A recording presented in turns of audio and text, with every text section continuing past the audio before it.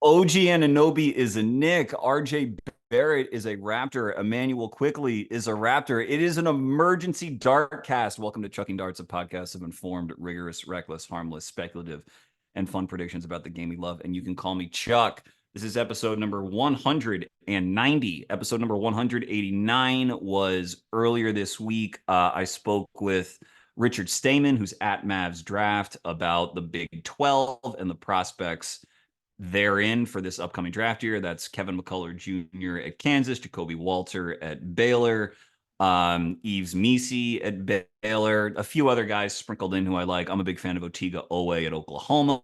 Everyone should watch him. These are But incredible names. Wow. thank you, S. Dude, Otiga is one of my like, this guy's really good. Like, I'm not alone, but I really want to be sort of at the forefront of that wave because this On is a the kid island. who Yeah. on the island. I don't love that nomenclature because I think it's a little played out. But yes, Fair. that is exactly what I'm describing. Right. I'm not on the island. I'm on the, whatever. Peninsula. Point is, Yeah. he's good. Everyone check that episode out. I did another draft episode before that, which was about sleepers in college basketball. Those are my last two draft episodes. But this is an NBA episode, and we've got a lot to get to. To help me do it, returning to the podcast, just a handful of episodes after his debut. That's how explosive an episode it was. Is Esfandiar Baraheni of SDPN. Still Raptors Republic or no, S? Here and there. I'm doing some writing Team Canada stuff for them. Yeah. Cool, cool. Covers the Raptors every game, does a recap outside the arena and Scotiabank. Is that y'all's arena? Yeah. Yeah. Yeah. There you go. Outside Scotiabank, and then does an X's and O's follow up frequently. He is one of the best in the game, any team, any spot. So, S, Appreciate you, welcome man. back. How are you, my man? I am good. Appreciate you for the praise. I could imagine it has been a busy 24, 48 for you, like it has been for me, just to kind of sift through the reactionary stuff of the trade. It's always fun speculating and like being like, oh, well, this guy will do this and what are we going to see? But it's hard to really put pen to paper, if you will, and like watch something without even knowing how it's all going to look. So I'm excited for this next week. Quickly, RJ debuting for the Raptors. That's right, man. The Raptors fans seem to be very, I think there's mixed feelings on both sides, which is why I think this is an interesting trade. Lots of Yeah. trades, the immediate aftermath is like who won, who lost, because that's the easiest thing to have an opinion about. But in a situation like this, where everyone involved is age 26 or younger, which is not typical, and everyone involved is a high minute guy. There's no just expiring salary. Everyone, I mean, OG is technically expiring, but he Yeah. was quote unquote the prize in the trade. So every player involved is intended to be a big part of their team's future. And that's not normal. And I think that trades like this are, first of all, very rich to cover. There's lots of ground, very fertile. Yeah. And I also think that you will see more trades like this going forward because, again, you get back to the talent depth in the league. It used to be that if you had a young player that, was worth extending, that worked their way into your rotation, it's really hard to let those players go, and lots of teams wouldn't. I still think most teams lean that way, that they don't Right. want to make these kinds of trades. But since everyone is so stacked, team fit, which we're going to talk about here with all these guys, becomes increasingly important. So even if you have a guy who is talented, but he's getting sort of minutes crunched, or he hasn't quite found his rhythm on your team, they might be a little bit more available than they would have been in years past. And with that, let's talk about OG Anunoby. Okay, so OG 2017 draft for Toronto.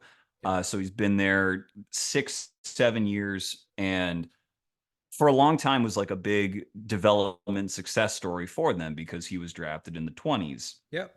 24th overall, I believe. And uh, he is there's been a lot of discussion about him because of his contract. When you came on in the preseason and we talked about the Raptors, you mentioned that something like this could very well happen because of all the uncertainty around his contract. Yeah. But he is quietly kind of a polarizing player when it comes to just greater public opinion.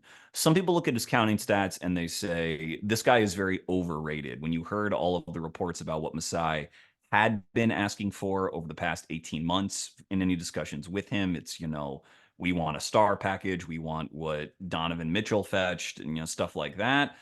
And they say, well, this guy averages between 15 and 17 a night. He's not a primary option. Why is everyone so up in arms about this? Then you have other people on the other side of the ledger who in years past have said, this is one of the 5 best defenders in the league. He plays a position that everybody needs. He would help any contender. Those guys are so hard to get. So he has real defenders for his value as well. The cost here, RJ Barrett, Immanuel Quickley, and a second round pick would seem to suggest that either Masai Ujiri was dealing from a position of relative weakness because of the contract situation, Yep. and or league-wide opinion and desire on OG maybe cooled a little bit because this. I think if I were to ask you before the season if this was the package, would you have thought that that was appropriate or that he would have gotten a little bit more? Right. That's a good question. I think initially when the trade went down, you got the notification and it said draft compensation plus RJ Barrett and Immanuel Quickley. And immediately I was like, well, if they're getting a first or multiple firsts and those two, that's a fleece beyond. I like it's like a robbery at that point. It's like Andrea Bargnani levels of what are we doing here in terms of the trade. Oh my goodness, there are Knicks fans listening to this, man. Yeah, You I gotta know. censor yourself a I'm little sorry. bit. Yeah, I'm sorry. Hey, well, whatever. We can get into that later. But ultimately, you look at the draft compensation, which is just a second round pick. Some Raptors fans have pitched it as a very, very late first round pick because it's the Pistons pick. Detroit. It'll essentially be the 31st pick in the draft. I think there's a level of both sides hate this trade so much that it will end up being a win-win for both sides in the sense that you don't like doing it, but it's I don't know, the what's the word for like a right evil? It's like I'm thinking of a phrase here, necessary evil. Thank you very much. A necessary evil. You are smarter than I. No, I think somewhat it is that because the Knicks needed this type of player. And when you look at, I said this on another show, but I actually do really believe this. What Knicks fans thought RJ Barrett would become is essentially what OG Anunoby is today. And I'm not talking about Knicks fans at the 2019 draft, who just picked 3rd overall pick RJ Barrett, who was labeled Maple Mamba and could have been savior of the franchise. I'm talking about like in 2021 when the reality started to set in about what RJ could and couldn't be in the league. What the expectations for him were as a complementary player is what OG is now today. What does that mean for you in terms of being overrated, underrated, what his value is in the league?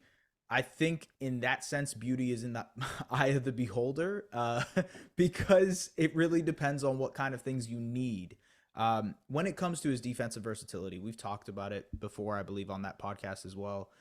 His ability to guard multiple positions, be one of the premier point of attack defenders, wing defenders in the league, that is going to help the Knicks defense tremendously. His ability to guard up in position is also going to help, especially with the Mitchell Robinson injury. And I think when you look at like stepping stones towards contention, adding a guy like OG is going to get you an inch, maybe a few centimeters, whatever you want to call it, maybe even a whole meter for my Canadian listeners.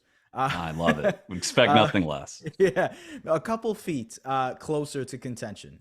And I think that, I mean, from the Knicks perspective, you take that every day.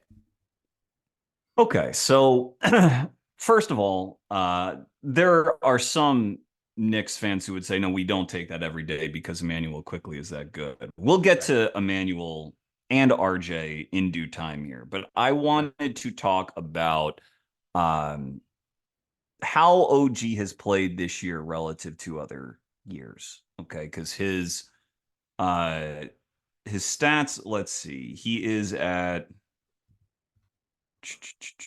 15 a game, 4 rebounds, 2.5 assists. Again, seems pretty modest, shooting 49, 37, 72. And his free throw shooting has never quite been there. And I think if there Yeah. is a reason why he has never quite made the star leap that many have predicted for him, it's that his shooting touch has never just been top of the league. Yeah. And that just is such a requirement nowadays for anyone who really has designs on being a star. You have to be so lethal of a scorer to rise above all the other lethal scorers to reach that rarefied air, that I think that that has a big deal to do with OG's current place. Couple that with being teammates with Scotty and Pascal, pardon me, that Eric Pascal on the team. Yeah, let's go. is he? No, no, no. Oh, Just it could have been. pronunciation joke. Oh, it's all good. Yeah. Could have been, Yeah. man. Yeah. But I there was sort of a usage squeeze on him, and I think what I had heard was that he had wanted a slightly bigger role. Is that what Yeah. you had heard as well? That he somewhere in there he wanted to be able to create a little bit more on the ball?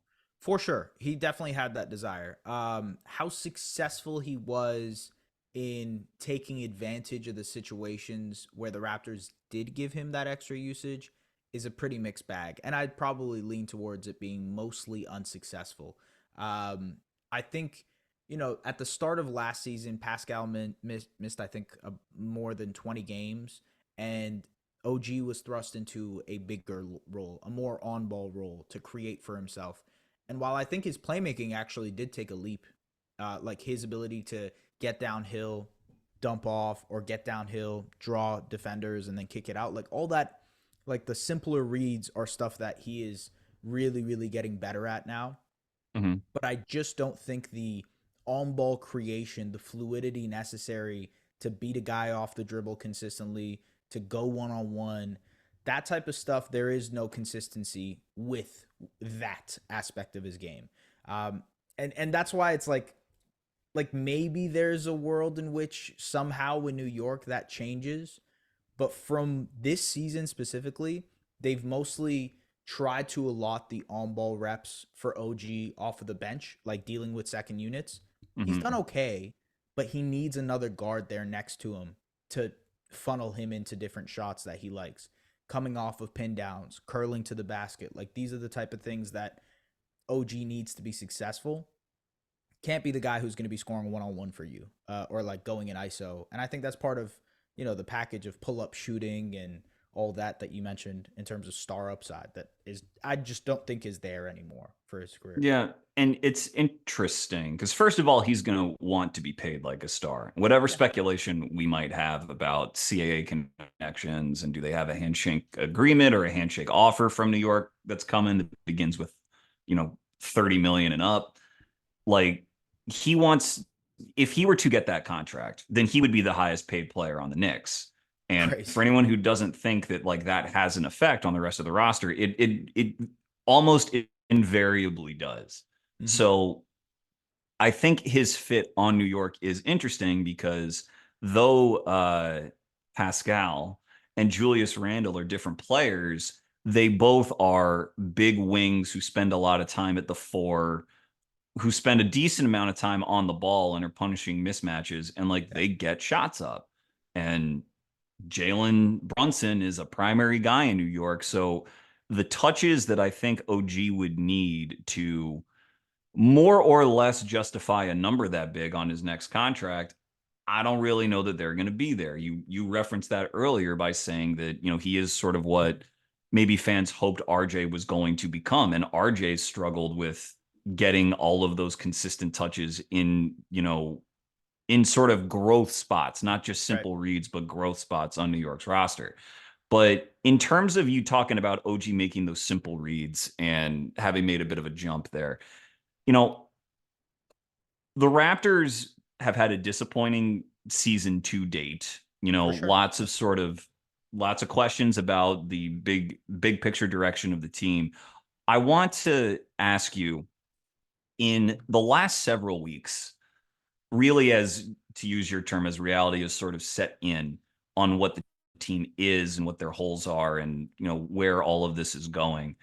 Have you seen a decline in any sort of effort from OG? And I'm not saying I have. I'm just saying that when you're tasked with that much defensive responsibility and your offensive role is maybe smaller than you would like, you could see how, if stuff is starting to go downhill, that effort might wax and wane a little bit. Has that happened with OG to your eye? 100%. No question. Really? Okay. Yes. Not even a How question. so? Just missing very, very simple like not even communicating as much defensively. There's times off ball where he has just fallen asleep on the defensive end. And it's funny because this is a guy who is, for the majority of his career, been a hyper aware defender, like plugs holes in multiple different areas for this team. Obviously a great on-ball defender, but his length off of the ball was actually something that helped him become the steals leader and win all defense, get an all defense spot last year. So I think part of it is the effort, and you saw effort not only for OG but for the rest of the team just kind of trickle away. There was a Mhm. quote from Dennis Schroeder literally last night saying that Saw this that, team yeah. is Mhm. somewhat, still in the selfish phases of their career, and there goes that selfish word again, by the way, being used with the Toronto Raptors. But it's I think it's a lot of the guys on the roster seem to have given up on the idea of the team. And I think that has had a trickle down effect to other players on the roster. OG being a guy who has been up for an extension, needed that money, wanted the on ball reps. That sort of fits the description of what you would consider maybe a player that might be looking for his own and might be a little bit on the self. I don't want to call him selfish because I don't think he is, but you get what I'm saying in the sense that maybe he was more hunting out for his own shots, wasn't getting those opportunities, and therefore the defense started to curtail because he didn't. You just don't have that opportunity to show it. And hey, if I'm not getting the shots that I want to, I'm not getting the diet that I want to in terms of every single night, maybe I'm not going to bring it on the defensive side of the ball. And you saw the Raptors completely slide on that end over the last 3 or 4 weeks. Yeah, and to your point, because I agree with you. I don't think that he is a selfish player. Now, I haven't studied him to the extent that you have this season, but just in in his last, let's see, 1, 2, 3, 4, 5, 6, 7 games. In 4 of those games, he averages easily over 30 minutes a night. In Yeah. 4 of those games, he doesn't even have, you know, actually in 5 of those games, he has 10 shot attempts or fewer from the Mm-hmm. field. And that's what I'm talking about when you have Scotty and Pascal and Dennis. And by the way, shout out to Dennis for that quote, because I think he said it wasn't. He compared sort of the utopian basketball situation to the German national team, Right. which like Yeah. won its tournament, and Dennis was like its star player. So shouts to Dennis. Yeah. But it just goes to show that he isn't trying to OG isn't trying to like overwhelm or subsume other players' usage on the team Yeah. offensively. And when I have watched him this year, and I've watched him a few times, it's clear that they don't run a lot of stuff for him at all, because they've had enough like of a challenge Right. sorting out how to play Scotty, Pascal, and Pirtle together with sort of the shooting challenges that they each present, even though Scotty's shooting has been quite good this Yeah. year compared to last. Oh, and by That the way, that's a huge yeah. part of this. It's like OG has been, despite Scotty being a great shooter this season, OG has been far and away their most consistent shooter over the last couple of seasons. And Mhm. when you have that guy on ball, you're taking away that spacing. So it's a little bit harder to, one, carve out advantages for that guy. And two, when he's your only shooter, you need him spacing the floor for your other guys versus, so it's, I don't know if it's a chicken or the egg situation, but to that. No, like from a coach perspective, that makes all the sense in the world, I can just see how that's very frustrating for OG to be like, Yeah. no, no, no, no, no. You've been too good at what you do to let you do anything else. Like, you want a promotion? No, you're way too good at what you do right now. And Yeah, it's just right. like, well, how? Like, come on, guys. I'm actually, But well, I honestly, to your point earlier about the Knicks, that's sort of where my only question lies with New York, because they're mhm, running a bunch of ISO stuff for Brunson. They're running a bunch of high post ISO stuff for Randall. They're going to be asking OG to do very similar things. Camp out in the corner. He's one of the best corner shooters in the league. Defend the other side of the ball. Maybe against second units, you'll get those on ball reps. And that's pretty much exactly the list that the Raptors had for him this season and have had mhm. for him for the last couple of seasons. Is that going to be satisfying enough? Is that going to make him happy enough? I don't know.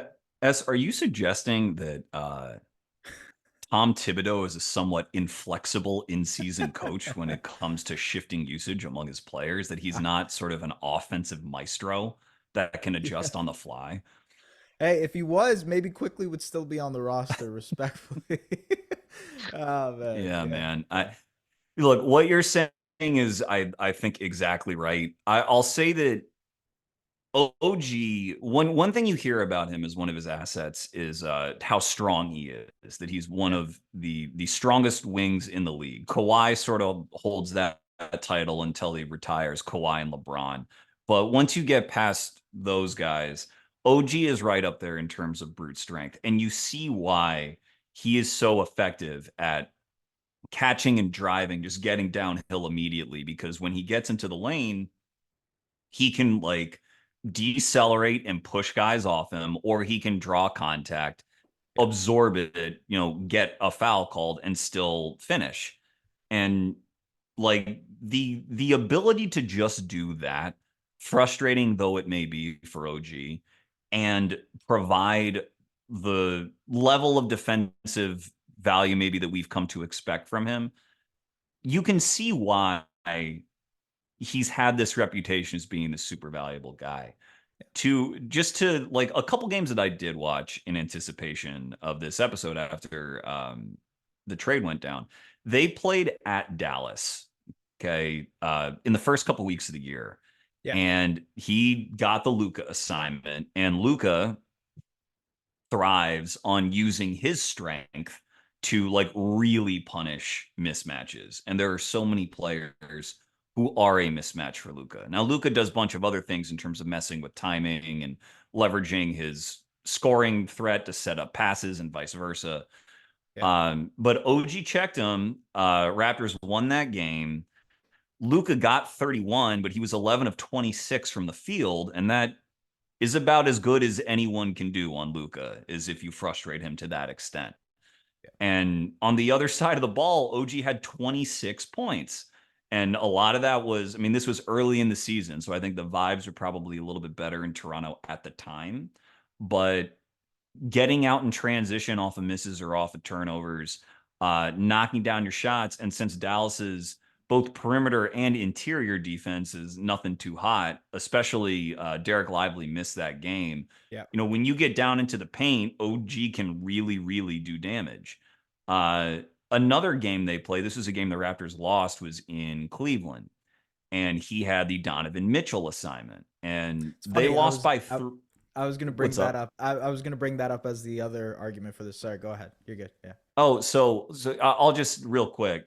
So that game, Cleveland ends up winning by 3. OG does not get the same level of touches, but also if you are a catch and drive player, Cleveland's not the best team to play because they have Yeah. Jared Allen and Mobley patrolling that paint.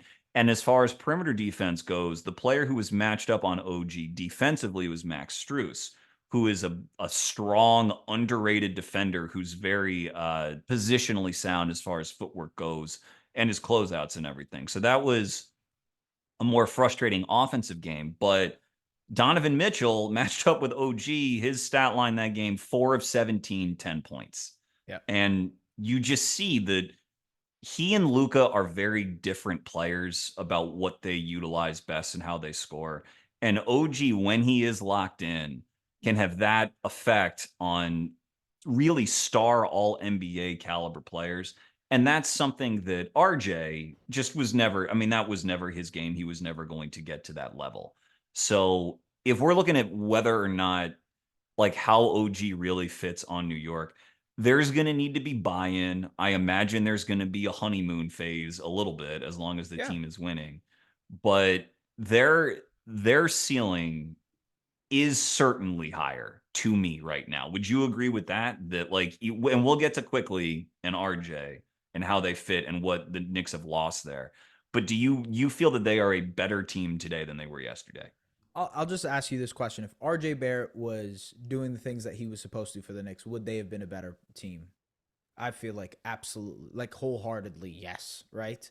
Well, And sure, yeah, yeah, yeah, and like I only say that in jest, just to be like, just to kind of drive home the point of what OG does is what you wanted to expect out of RJ. But I'll bring up another point here. There was a stretch last season. It's funny you brought up Donovan Mitchell. There was a stretch last season where the Raptors played, I believe, the Cavs, the Sixers, and Celtics 3 games in a row. And first game it was Donovan Mitchell that he guarded. I think Mitchell finished 2 of 9 or 2 of 10. Jason Tatum, he guarded him as well. And Tatum also a much bigger, stronger player, right? You yeah, think of him as like one of those bigger wing initiator types, yep. probably up there in terms of wing strength. He held Jason Tatum to 2 of 9 shooting, but Tatum still got to like 20 points off of free throws. And then Joel Embiid, he was the main assignment on Joel, and he held Joel to I think like 8 of 21, and Joel still ended up with 30 points off of free throws and whatnot. But for the most part, you have a guy who I just listed 3 completely different types of players in Yeah. Donovan Mitchell, in Tatum, in Embiid that he can try and guard. Now, to be fair, Embiid is a different matchup compared to those guys. And like, you're not trying to have him guard Joel one on one consistently. But for the most part, his ability to scale up and down positionally on the defensive side is his main selling point. His ability to guard at the point of attack is that selling point. And to your point about raising their ceiling, you think back to their series against the Heat, and what was the reason they really couldn't carve out an advantage was how are we going to get stops against Jimmy Butler? How are we going to get stops against Bam? How are we going to negate the actions with Max Strus and Bam, the 2-man game? And I think OG is sort of the perfect type of player to do that. And yeah, I guess that's where I lie. It's like this team ceiling defensively is so much higher now. And when you get into Mhm. playoff series against the Celtics, when you get into playoff series against the Sixers, against the Heat inevitably, or even the Bucks, you now have some sort of solution to throw at these stars and give yourself a better chance at winning those series. Well, and the other reason they lost that series is because the Heat, like, Brunson was going crazy, but the Heat just felt like they could sag off Yeah. 3 players at any given time and really try to throw different bodies at Brunson and try to muddle that paint. And OG is a solution for that. Like, the shots need to go in, but he is a consistent 3-point shooter.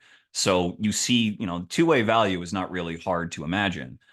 I'll say that your point about defensive flexibility, that also, though, demands a degree of ingenuity that we'll have to see if Thibodeau employs, Yeah. because Mitchell Robinson is out basically for the season, which is a Right. shame. But in his absence, you would have some more room potentially for playing OG up and down the lineup spectrum and not just, plugging him into saying, Brunson's not a very good point of attack guy. You're going to be our point of attack guy against other great players, and you just do that. Maybe that is the best thing ultimately to do, but I would like to see them experiment with it a bit more. But the NBA is not really the grounds for experimentation that it was even a few years ago. Like, you gotta win, and you gotta Yeah. start winning. And the Knicks clearly need to win because OG is still, again, he is a free agent at the end of the year until he signs a contract saying that he's not. Yeah. So they've got to be good and he's got to be satisfied. So it's not as though this deal is without a good deal of risk for the Knicks. I wanted to make one more point about the types of players that he guards. One of the ironies of OG Anunoby is that he is, even though he's great on different kinds of players, he is built to frustrate players who play offense like he does. If OG were to guard OG, offensive OG would have like a miserable time Yeah, it would. because he uses his strength so much on drives. He's such a strength-based guy that he is not like, it just goes to show how rare Kawhi really is, that he's Yeah, this elite player playing that kind of game, and how good a shooter you really need to be in order to be all NBA at doing this stuff. But when you're making contact that much and you're not easily blowing past people and making the defense really sag and react to you all the time to open up passing windows, then just the math of making enough shots to win and be a star on high usage just starts to disappear. right. And like, that's the problem. If you're wondering why Jalen Brunson is a better offensive player than OG Anunoby, I mean, there's a bunch of reasons, but Yeah, he is such a slippery guy, and he always has so many solutions through his footwork. And he's also really repped out his pull up three. These are all things that, though OG might like to have done in his time in Toronto, that kind of stuff really is not forthcoming for him. And yeah, so I think that like Knicks fans need to understand that while you're not going to see sort of the star pop for him, I think as long as he's engaged and maybe the effort is a bit more consistent than it has been the last few weeks, you can still get this massively valuable player. I really feel that way, especially if they take more advantage of him defensively and they allow him to roam a little bit in right. certain lineups. You Yeah. know, what do you think about the Knicks being able to play him in bench units with sort of their, the Josh Hart, DiVincenzo, Villanova connection, lineups that have a bit more natural ball movement, where they play with a bit faster pace. They have a Hmm. bit more point of attack defense on the floor, so that they could move OG around and maybe get him some easier money. Yeah, I think that's where he's going to try to kind of assert himself a little bit more on ball, and maybe be a little bit more of a creator for those guys. Those guys are also, for the most part, knocking down a lot of good shots off of Mm-hmm. catches, and that will help with his drive and kick game a little bit more. I think if the defense is constantly in rotation, you're having OG attack these closeouts, draw and kick to DiVincenzo, draw and kick to Hart, whoever else they kind of slot in with that team. I think that's going to work really well and to his advantage. I'm actually curious to see what you think about something, because you brought up something and I'm curious about it. The sort of the threshold between being a really elite complementary player and a guy who might inevitably become or considered a star is like a Mm-hmm. very thin line. Like Mikal Bridges for a very, very long time was the elite of the elite in terms of complementary players. Now he's crossed that threshold into what most people are hoping potentially inevitably will turn into like a star player. Mm-hmm.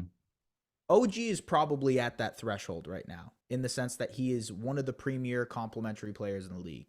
Maybe the best, for your money, best 3-and-D player in the league. Maybe that changes with the contract. Maybe that changes with the expectations and whatnot. But my question to you is, for that type of player, is the value of them being that good at their job, at their role, enough to overcome the expectation of eventually becoming a star and maybe not becoming that star? You know what I mean? Whose expectation are you talking about? I Like a guess team's internal expectation to like compete, or just sort of a fan expectation? I would probably say from a fan expectation point. I I struggle with these questions because like fan expectations, I think, are, first of all, they can be driven by sort of unpredictable factors and how a Yeah. particular player is covered. We need more people like you who cover them, in great detail and Right. completely. But it can also be driven by like, you can look at team success or failure and attribute that disproportionately to someone like OG. Like if the Knicks don't play really well, then he's going to get a bunch of crap Right. because they Right. traded for him and that was supposed to elevate them, and on and on. So I think that at the crux of your question though, which is like, how how valuable is this complementary role? Like how much value can it really provide? I think it can provide a ton of value as long as this is what we've been talking about, as long as the effort is consistent. You Right. mentioned McHale. McHale, I love McHale. He was probably the preeminent sort of D&3 player Yeah. for years, but his defense in Brooklyn has suffered a little bit as he has ratcheted up his offensive usage. Yeah. And McHale is a really talented guy, like super long, really smart defender. Another Villanova guy. A Villanova Yeah. team was absolutely ridiculous, but um, he's not a physically overpowering player. He relies a lot on length and on his pull-up jumper as part of his shot diet as a primary guy. OG is a bit more of a blue chip athlete, in my opinion. Yeah. And so I see him again when he is locked in. I think that he is able to sustain defensive excellence while incrementally moving up in offensive usage as long as the matchup is right and the game flows right. Right. I see him being able to do that in sort of an underrated way. And so, like, it's so funny because for so long in the NBA, just wings at all were such a precious resource. Like, if a person was a wing, then they were just boosted in the eyes of the team or in the fans. But now, since so many wings have come into the league, I think a real challenge for teams is to discern, well, what wings win and what wings lose. Right. There are quote unquote complementary wings all over the place. Is if you compare Mikal Bridges to OG, to my guy Trey Murphy, to my guy Right. Pat Williams, to Keegan Murray, to Right. like, where are the lines of distinctions between all of these players? And I think when you start to have that discussion, OG's just the shooting ability from three, the ability to close and finish, and the ability to defend. It's He is just near the top of each one of those categories, which is why to me he does tend to rise up and have this winning effect Right. when he is locked in. He always, there always could be ways it doesn't work. There's always ways where, you know, with Julius's usage and playing Julius and Mitch at the same time, that he gets squeezed again and the spacing isn't there. One thing I would love to see with OG, especially with Mitch out, is that playing with Hartenstein, I want to see, enough where he's attacking a paint that is less crowded. That was something when I saw him playing this season, him with Pirtle, he Yeah. would have some good dump offs to Pirtle, like use him as a safety valve on his drives, but the paint is just so clogged. And I think that OG is sort of begging for a bit freer of an offensive system, which is Yeah. why I really like him in these lineups with Hart and DiVincenzo Yeah. that Those can bench maybe, units. Yeah. yeah, that can run a little bit more. Hart's such a good grab and go player. Like, I just want to see him freer. New York's not the best environment to have a super free offense. I just want to see if a little bit of that goes a long way for him. But I know that this go would ahead, go never ahead. happen, but I would love a small ball unit with him at the five and just Yeah. have Brunson, Hart, DiVincenzo, even throw Grimes in there, and that's just like Hmm. pace and space, right? Like let's just run people out the gym, let's just shoot a bunch of threes, and like that. That's not going to happen in New York, to your point, because of the rigidness of Tom Thibodeau. But Hmm. ideally, you can see that type of lineup just thriving. And to that point, we're going to switch now to talk about your Raptors and Yeah, RJ and Emmanuel. So the book on RJ Barrett is that he just has not been an efficient enough scorer for like what he is, which is sort of a third offensive option. yeah, That's what he's been on New York. He hasn't been a good enough third offensive option. And so this contract extension that he signed, I think the Knicks were probably happy to be rid of that contract and at least maintain flexibility in this deal. Quickley, on the other hand, basically everyone within a 100-mile radius of New York loves. I've loved Immanuel Quickley. He is constantly an improvement on any lineup that he's in. Yep. There's been a lot of frustration at his minutes going down this year. I think from like 28 down to 24 after he had what I thought was a deserving six man of the year season last year. He didn't win the award. I thought he should have. Yeah. And both of those players, Immanuel and RJ, I think ran into this rigidity that we're talking about in New York, that I'm hoping they can sort of Break out of. yeah, a little bit. So why don't you talk to me about how you expect the Raptors to use both of those players? So RJ, it's a little bit more difficult. I'll start with quickly. That just makes a ton more sense on this team. Obviously, the team is guard deprived. Dennis Schroeder is the only real guard. You can mention Gary Trent Jr., but for the most part, as a ball handling guard, Schroeder is the only guy on the team that is able to do that. People will mention Scotty Barnes, and yes, he's doing that, but not in the conventional quick bursty guard type of way. And Immanuel Quickley does that very, very well. Just his ability as a pull-up shooter, his pull-up shooting, which is like I think he's shooting 40% on pull-up shots this season. Mm-hmm. That will be like finding water in the Sahara Desert, because this team just doesn't have any pull-up shooting since the absence of Fred VanVleet. He was their main release valve on that end when it comes to pick and roll play, pull-up shooting, etc. And in that now they have Quickley who can do that.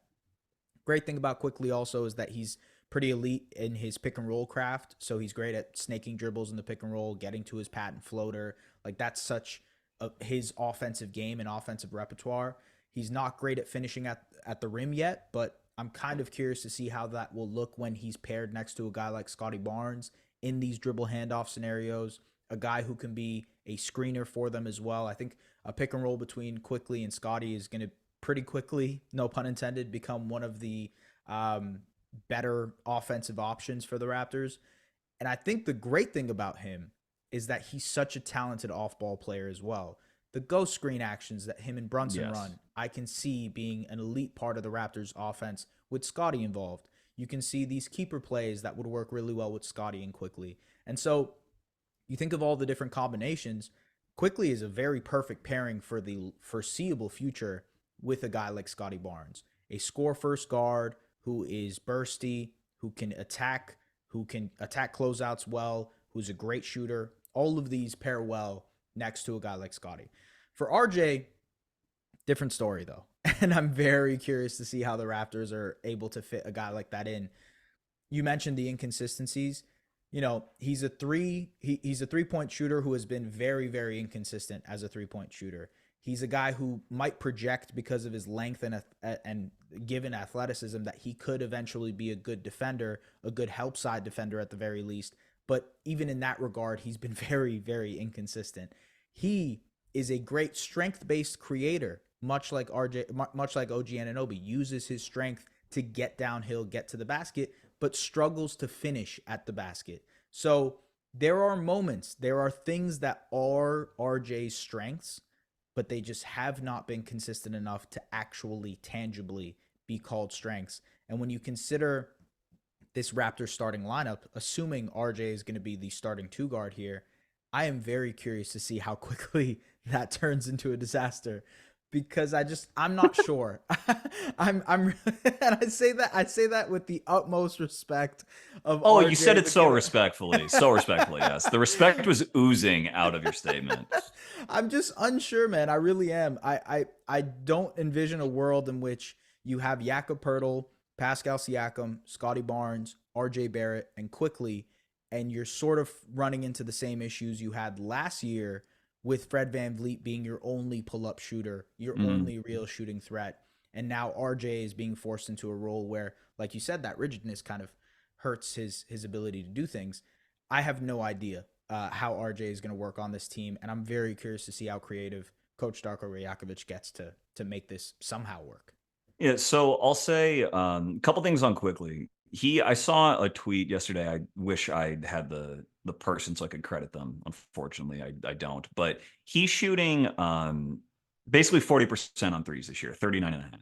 Yep. And the tweet was like he's shooting under 30% from the corners, which is generally the easiest shot to make. So you would expect that to regress positively. So Quickly is going to fit in very well for the same reason that I hope RJ fits a little bit better than maybe you're anticipating, which is that Scotty is much better at finding these players than Right. really either Brunson or especially Randall. Right. There were so many possessions I that Quickly had with Randall where he would sort of make something out of nothing where it wasn't a scripted screen or anything, but let's say that Randall has sort of an empty side ISO or something, and Quickly's on the other side of the floor. He would do like an exaggerated V cut to get by his defender, and even if Randall missed the pass, he would sort of make contact with Randall's defender, spring back out into open space, and just sort of create a screen where there was none and get himself an open look. Right. And Randall, for his talents, and he is a very talented guy. I mean, you don't make All NBA twice without being talented. Like he just does not recognize those passing windows very quickly. That pun was intended. And like Scotty is just not that way. Yeah. When he gets into that post up situation, he thrives on being a hub and being able to use that wingspan to like rifle skips from anywhere.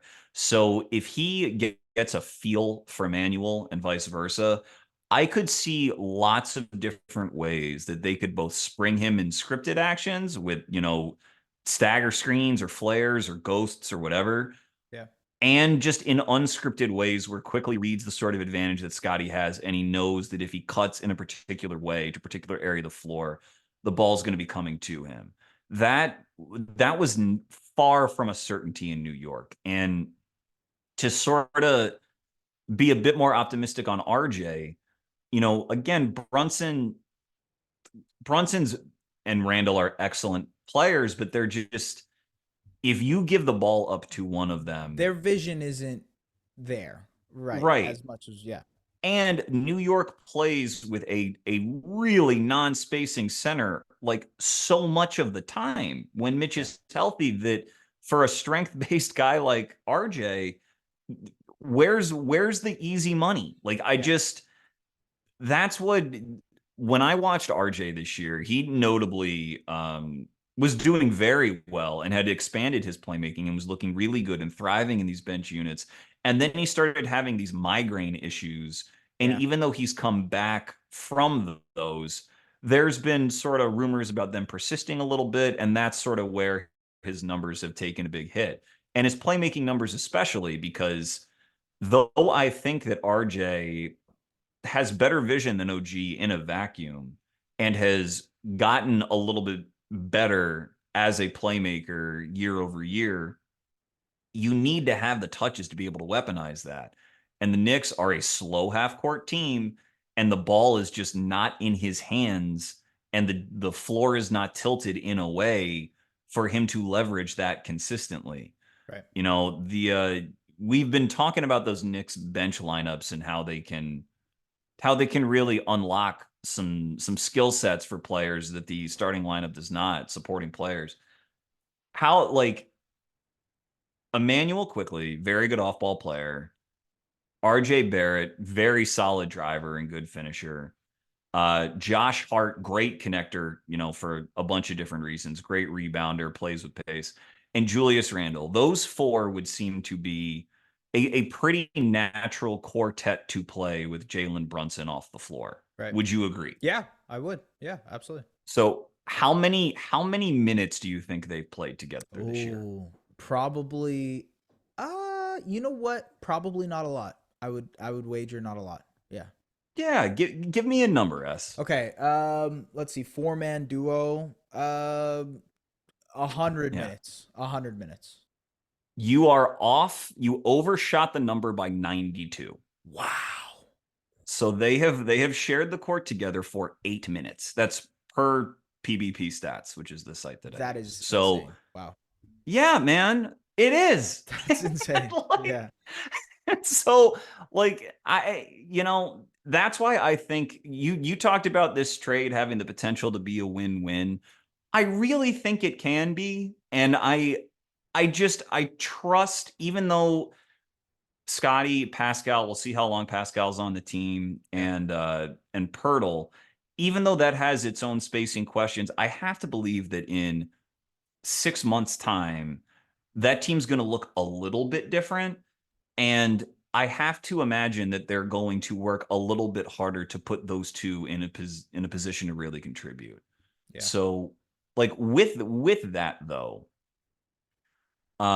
where do you expect this stuff with Pascal to go? Like, what is the latest with that? You don't need to report anything, but just sort of your sense of where anything is going.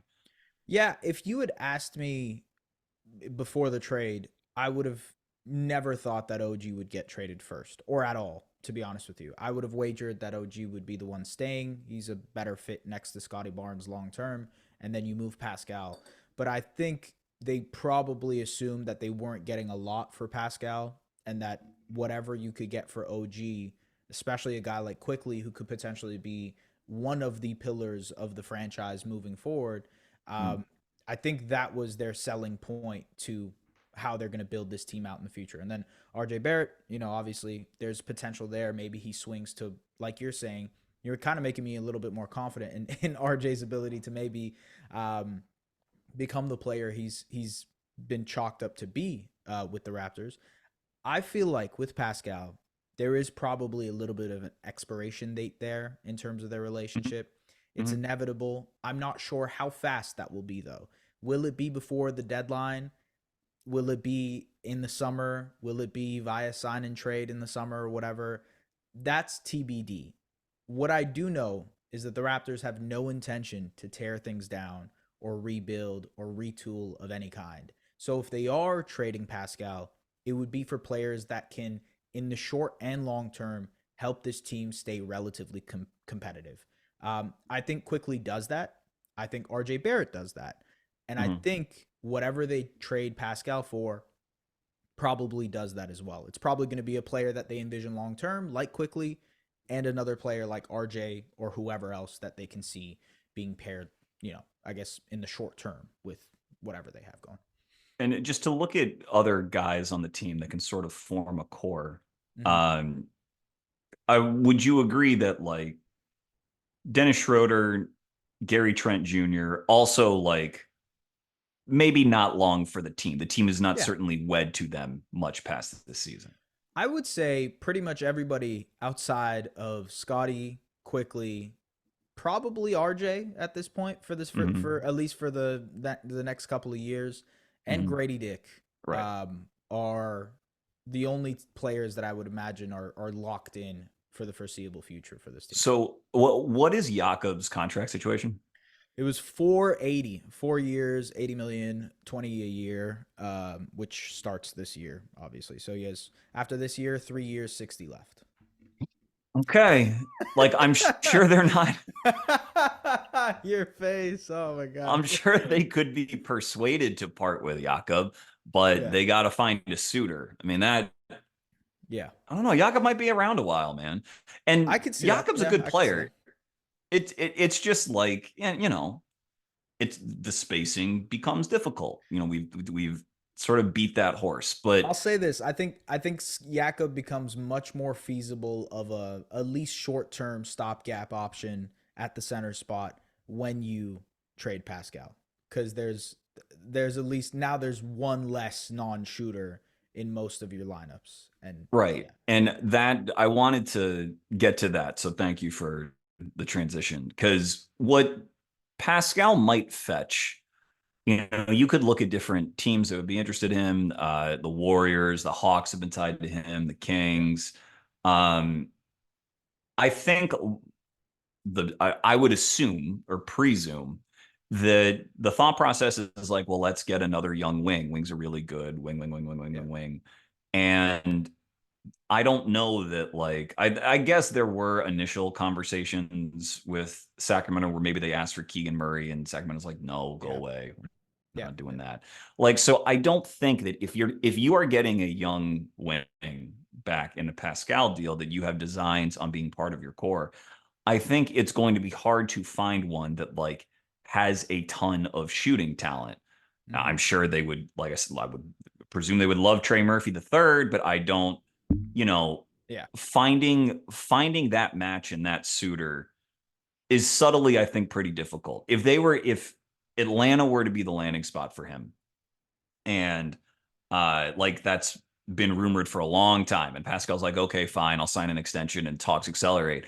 I assume that they will want Jalen Johnson, Yeah. and Jalen's a talented kid, and I would love to see him play with Scotty, but he also is not this incredible floor spacer. It's just it is very hard to find those players, and I think RJ at his core, and this is why it was very frustrating in New York. You mentioned him as a two guard. I think he is just an undersized four. That's Yeah. what I He think he. played that for Team Canada. He was essentially Yeah, that for Team man. Canada. Yeah. That's, like when you are that strong and that's how you use like that's your primary defensive tool, your strength. The player that you will defend best are guys who rely on strength. We talked about OG defending OG, Right. same idea. So the players who leverage their strength the most tend to be fours, and Right. so RJ is sort of oddly best equipped to guard those kinds of players as opposed to, shiftier, quicker guys who can maybe get by him and extend and finish over him. So I don't know that there's going to be a lineup configuration on the Raptors that really opens up that role for him, just because Right. Scotty guards a lot of those kinds of players as well. But I at least expect it to be a little bit better away from Randall. Like my issue with both of those guys is that they've been sharing the floor with the other one, and I just don't think either is really conducive to the other's success.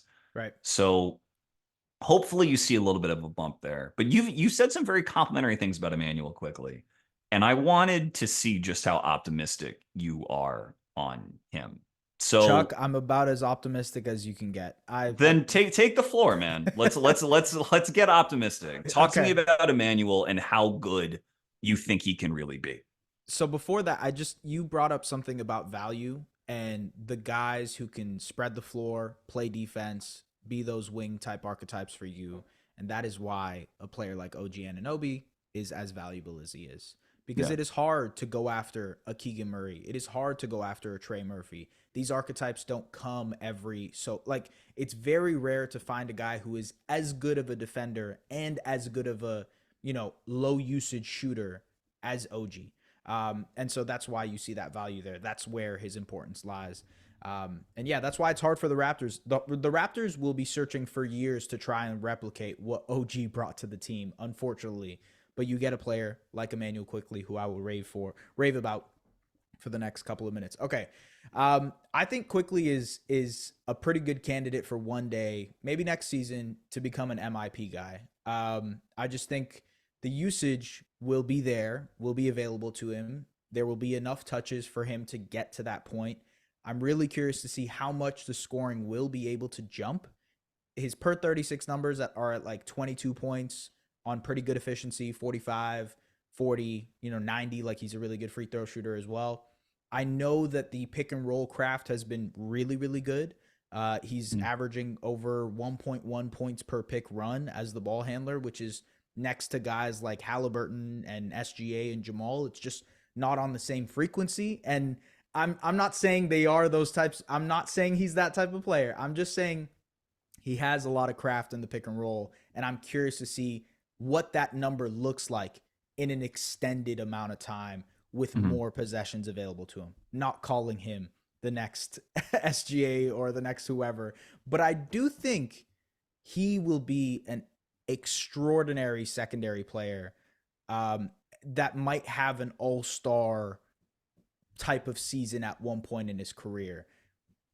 That's probably the furthest I'll be able to go. That's probably the furthest I'll be able to go. Because I could say Well, like, yeah, sorry, go ahead. no. Well, when you were on this summer, one of the things we talked about was sort of handicapping the most improved player field. And Yeah, when we spoke about that, the player who wins that award is usually a player who makes the All-Star team for the first time. right.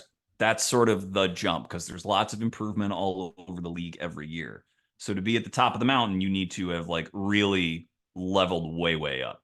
Yep. And you know, if you're thinking about those elite guards, it may be hard to visualize quickly reaching that level, because that level's hard for anyone to reach, Absolutely. period. Yeah.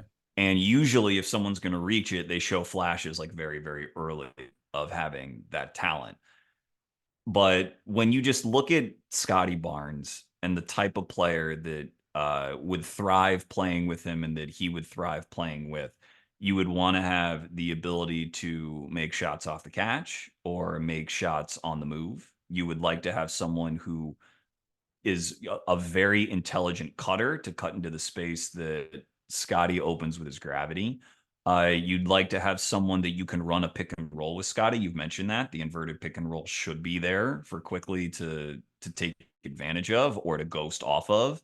Yep. And you want to be able to have a guy who, with the ball in his hands, can create his own if for whatever reason that's the matchup that is better suited for the moment.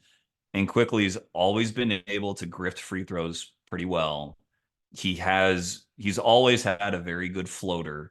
Mhm. The only real knock on him is that he doesn't have sort of top end athleticism that a lot of guards traditionally do. But you know what? Halliburton doesn't have top end athleticism. Neither Yeah. does Jalen Brunson. It's increasingly becoming more about how well do you manipulate timing and how good is your touch and how well do you process the game, Right. where you can sort of see these sorts of jumps. Quickly in 24 minutes a game this year is averaging 15 points.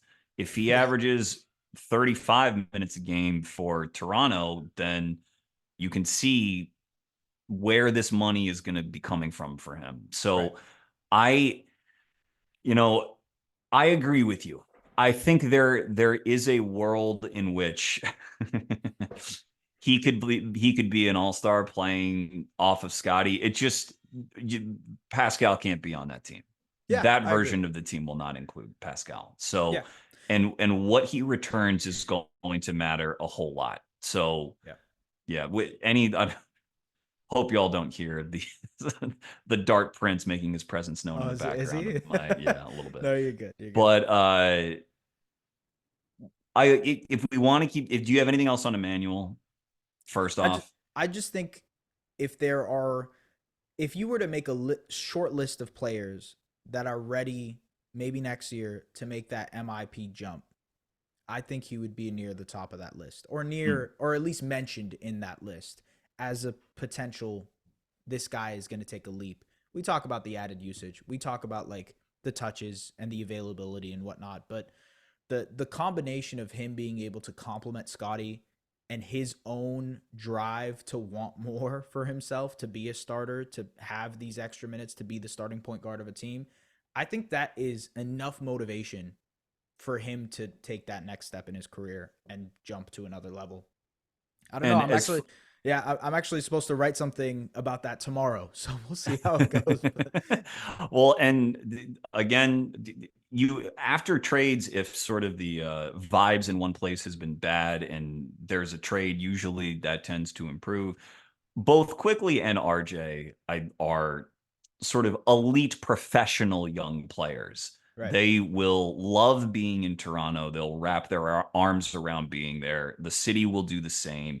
And because I think both are unselfish and both are tough and both have playoff experience, like I expect the vibes in Toronto to improve dramatically and in short order. I almost said Quickly again. Stop myself. So before I let you go though, S, real quick, what are the Knicks getting in Precious and in Malachi Flynn?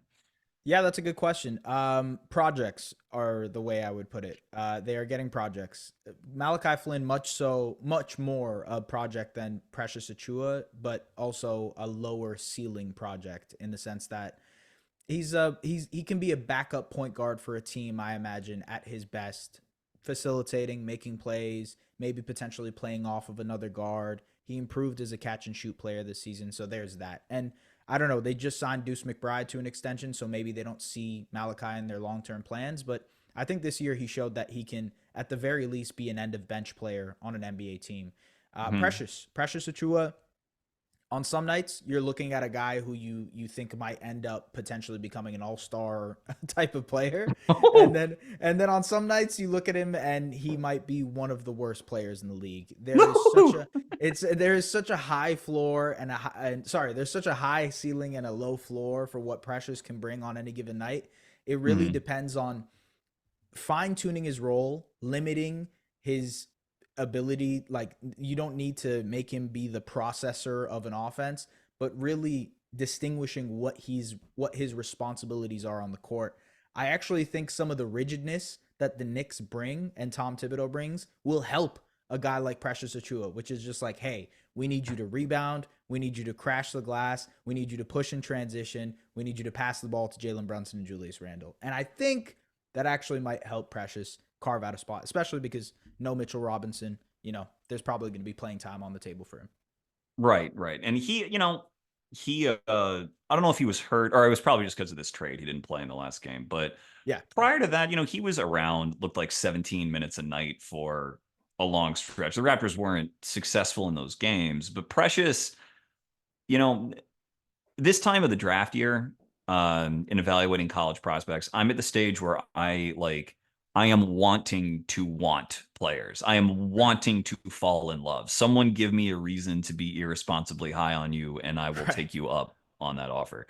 Yeah, I think that is going to be Tom Thibodeau's relationship to Precious Chua, because Precious defends so hard and plays, I would correct me if I'm wrong, with a very high motor normally. Like, that has absolutely. been Yeah, yeah, right. And he has size and you can move him around and he can, you can sort of see him aspiring to sort of a Taj Gibson-ish role on the Knicks team, not in terms of veteran presence or whatever, but just toughness, motor, yeah. enforcement for Brunson. That, like, I think that Thibodeau will want to play him a lot, but it just comes back to the math. How frequently can you play Precious Achua next to Mitchell Robinson without your spacing going You can't. just You completely just in the can? Yeah. I just don't think that's tenable. Like, unless he is stretching the floor very consistently now. He's had stretches in his career where he's been able to knock down shots and knock them down frequently, but that's not consistent enough to bet on yet. And like, he'll have nights where he hits three threes or he'll pull up into a three even, but that you can't really bet on that. And I'm that's also a question for next year. It's like, between Hartenstein, Mitchell Robinson, and now Achua, how does that work? And even Jericho Sims, who was just got injured as well. Like, they Mm. do have four bigs who don't shoot the ball well, who aren't spacing options, and yeah, that that's a lot of problems, offensively. So I don't know. Yeah, that's why we keep returning to the oasis of, like, well, what if he plays in bench units with Josh Hart and Dante DiVincenzo, and like, I think that competition that you reference, we'll put Mitch to the side because he's been extended. He's their starter. Yeah, We hope he gets well, certainly. But Hartenstein and Precious, I think if Precious demonstrates an ability to really click on a bench unit, then, like, the Knicks will keep him around. I think that, again, his profile is going to tantalize Tom Thibodeau so much that he just has to demonstrate some proficiency, and I think the Knicks will make room for him. right. It's not as though they have. I mean, their backup four at times this year has been Josh Hart, because there just hasn't been a guy of that size since Obi Toppin departed. So the opportunity will certainly be there for him, and I think that if nothing else, Precious is not a guy to me that will be washing out of the league anytime soon. I do think No. that he is a clear NBA player with how hard he defends and, all the things we've been talking about. He's also just an excellent athlete. So if nothing else, they got another guy that should figure in their rotation. It's up, of course, to the Knicks to maximize that. Right. But I think there is, again, reason to be, I guess, cautiously optimistic. And the Knicks, we've been nitpicking the individual games of these players, but OG, Randall, Mitch, Josh Hart, DiVincenzo, even Brunson, man. I mean, we haven't talked much about Grimes, but there's a lot of toughness Yeah. and a lot of physicality on that team. Lots of, that great quote that Jared Allen, bless Jared Allen, such like a humble, good dude. But the quote that like he applied to himself and his team, saying that the lights were too bright Yeah. in the first round playing the Knicks. I mean, those are going to be some pretty bright lights for a lot of teams to have to deal with in the Eastern Conference. So Yeah. this is why this to me is how win-win trades can look, Right. where there's, not in a Halliburton Sabonis way, because we'll see how far, those two franchise destinies differ. And maybe Quickley has something in him that maybe I'm not even projecting, and it starts to go that way. I'm sure Raptors fans would be thrilled if it did. But I think that the Knicks can level up, and in the right year, in the right series. Hell, they could play Boston, where Boston's, their offense, while it's very effective, is somewhat unimaginative, and it Yeah. relies a lot on inherent physical advantages. I could see them being a big problem for them. Of course, Yeah. one of their best players playing Boston has been Immanuel Quickley. He's gone, but Yeah. I could see them frustrating really, really good teams. I don't expect there to be easy solutions Yeah. against the Knicks unless it just involves baiting Randall into a role that maybe he's not ready for in round 2 or round 3. So, You look at these championship teams that have, there was the conversation around Brunson being, oh, Brunson's not good enough to lead a championship team or whatever, right? yeah. Um, Hall of Famer legend Becky Hammond yes. being like he isn't Steph Curry. Yeah, Yeah. yeah. But even in that case, like even if you were to consider that, right? And for the most part it's true, like you need to have a top 6 7 player in the league to win a championship. It's just the way the cookie is crumbled. Um Sure. the teams that haven't had those type of players tend to rely on a just everybody chipping in, like a massive amount of talent outside of their key players. And I think when you consider the Knicks as a potential, as they build towards whatever contention looks like for this team, having a player like OG, having guys like Grimes, having guys like Hart, even DiVincenzo, like those guys lift up the floor of this team so high that they can potentially compete with these other teams that have those stars. And yeah, And who knows? and I'm not saying they're going to win a championship because of this, but I think it's a good stepping stone to inevitably get to that point. and to that I mean, that's a great point. And to that, um, and this is sort of I to my own podcast detriment, I do not do sort of the weekly what happened on first take, like Right. reaction to the reaction to the reaction stuff. That's Yeah. not what I find interesting about basketball. But about Jalen Brunson, I'll just say that there has not been a playoff series yet, except maybe the Clippers when he was like in the bubble and in like year 2 or year 3 or something. Right. But there has not been a playoff series where he's had the ball in his hands in a big role where he didn't give the other team hell. And Yeah.